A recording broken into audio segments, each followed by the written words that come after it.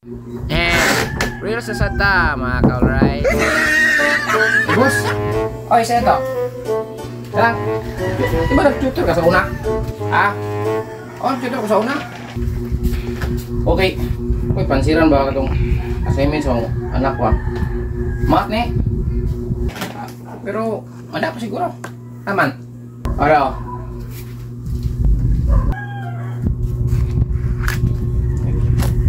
Aka ni? Sige. Ngayon na pag-solve. So, kaya ito solve number 1, no?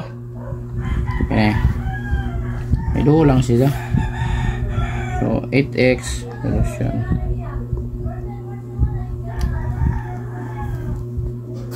8x plus 5 minus 5x plus 2. So, na-roll na siya sa algebraic expression. Kanang parehas. Like yung 8x o 5x. Parehas man sila. O variable. Yung na-coefficient. So, magtipo na sila. Yung na silang itipoon. Plus na sila. Minus. Kaya na may minus man sa 5. So, may mo ng 8x minus 5x. Tipo na sila. Then, kining 5. Then plus 2 pod. So may tabo na tipo ni sila may mo ning 3x then plus kini 7. So ang tubag ana is 3x plus 7. Ano tubag? Next katong kani 6x plus 2y. So kini siya na siya ikuan 2x plus 5y. Same ra ni ang imong kanon is tipuon ra gihapon ang katong same like kaning 6x ug 2x tipuon ni sila then 2y ug 5y tipuon ra pud ni para sa laguan man. So may tabo imong tipuon ang 6x minus 2x then plus 2y 2y ug 5y. So tipo na silang duha, tipo tabo ana 6 minus 2x is 4x plus kini ato plus 5 7y. So ang tubag is 4x plus 7y. So mo na siya. Then kini katulo mo na distributive kay 2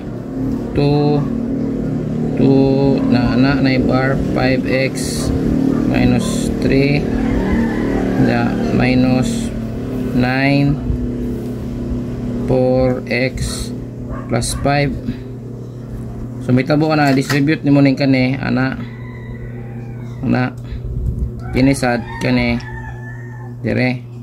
So may tabo na 2 multiply mo na 2 times 5 is 10x then 2 times 3 is 6.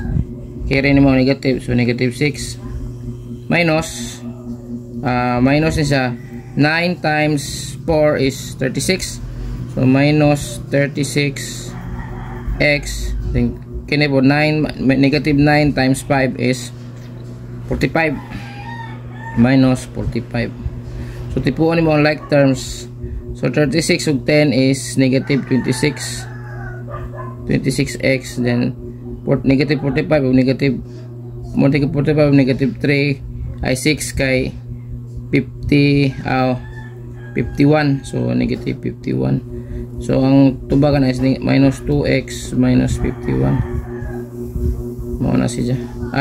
26x day. So kana assignment.